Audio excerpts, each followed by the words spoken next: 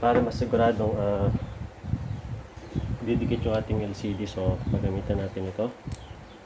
Ayan. Then ito pa.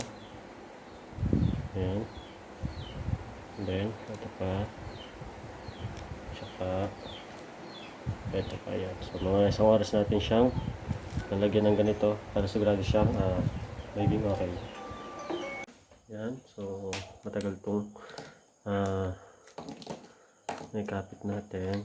Tanggal natin yung mga glue, yung ano niya, itong mga rubber band.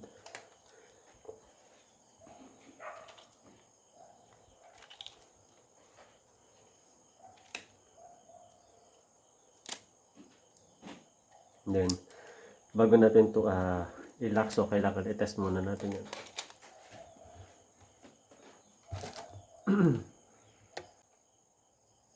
Bago natin nilagay yung mga tornilyo niya, yung iba niyang parts, so test muna natin kung okay na yung ating LCD. So okay naman, gumagana yung touch, and then yung taas, so okay naman. And then okay, calculator, okay.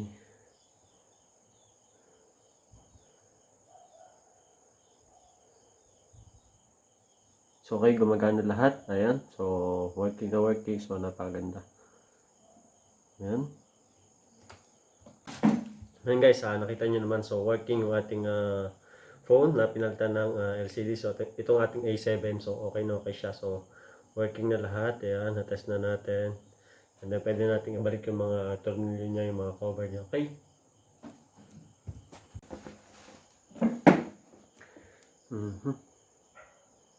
So ito sa customer guys, so huwag natin kalimutan yung warranty sticker niya.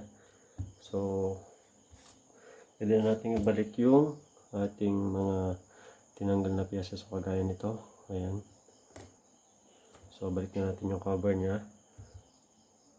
Then of course bago natin ibalik yan, so kailangan patayin muna natin ito. So turn off muna natin yung unit para ma-avoid yung kanyang circuit. Ayan. So once na okay na, so sana natin nilagay yung mga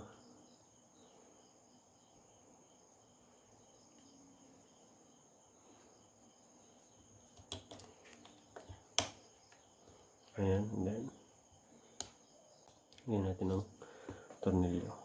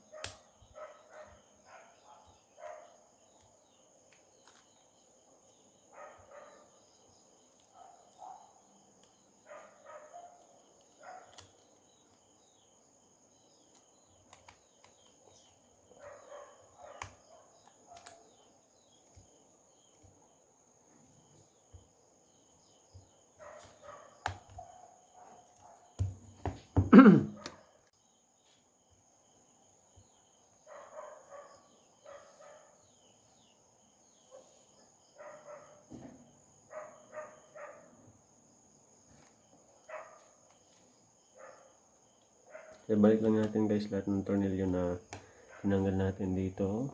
Ayan. So para sa akin ang pangit ng board dito kasi kailangan tanggalin mo pa lahat yung cover pa rin niya, kasi kailangan pa tanggalin lahat para matanggal mo lang yung flex cable ng LCD. So yung sa iba kasi ay hindi ganyan yung klase, so walang ganyan. So napakadali lang tanggalin. Ayan. So wala tayong magagawa, so iba ng style kasi sila, so pag-checkan na lang natin. Ayan.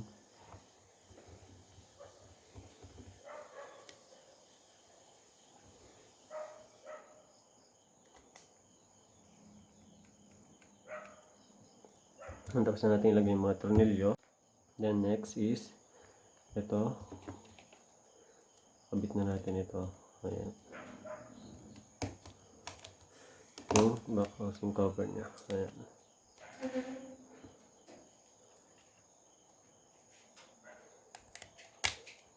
Ayan. Then next niya ay itong fingerprint na. So kukulik na natin to. And then of course yung cover niya is ng fingerprint, so ilalagay na rin natin.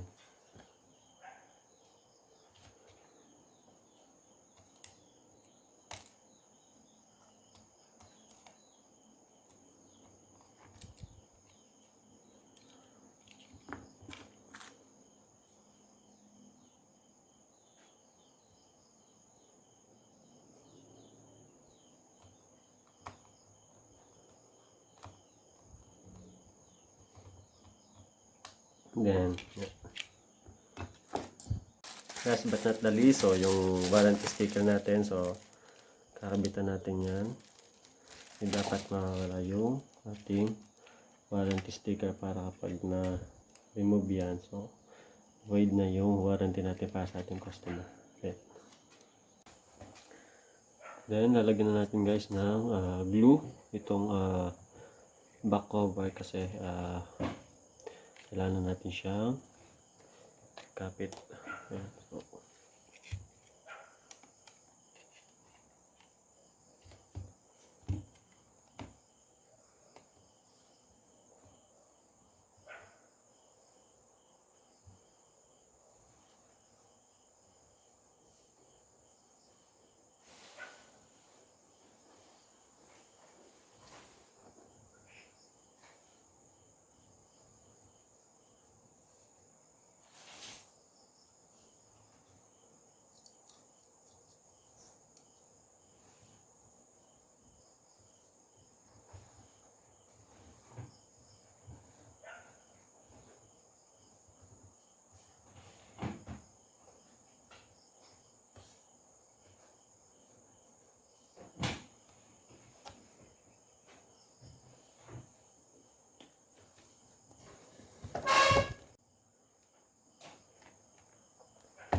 then, siguraduhin nyo lang guys na tama yung pagkakabit nyo para hindi siya maglahok.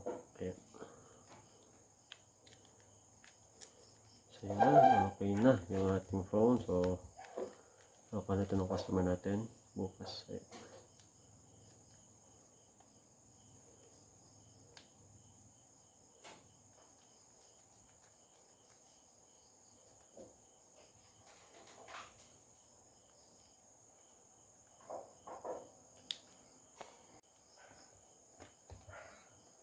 Then, balik na natin yung SIM tray niya tsaka yung SIM card habang binubuhay natin yung phone. Ayan.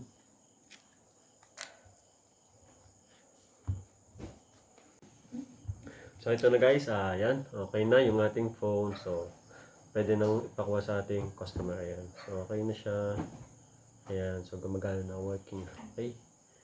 Ayan. Ayan. So pwede na natin pa sa customer bukas, and then bago nyo pa yung mga ibang cellphone ko na gagawin. Okay.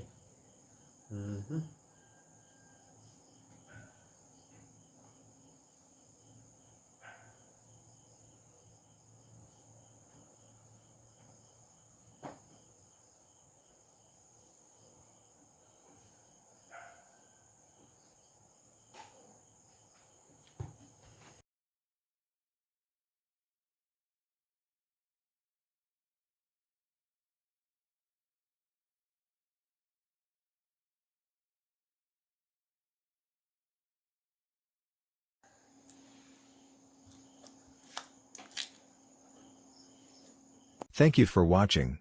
See you on my next video.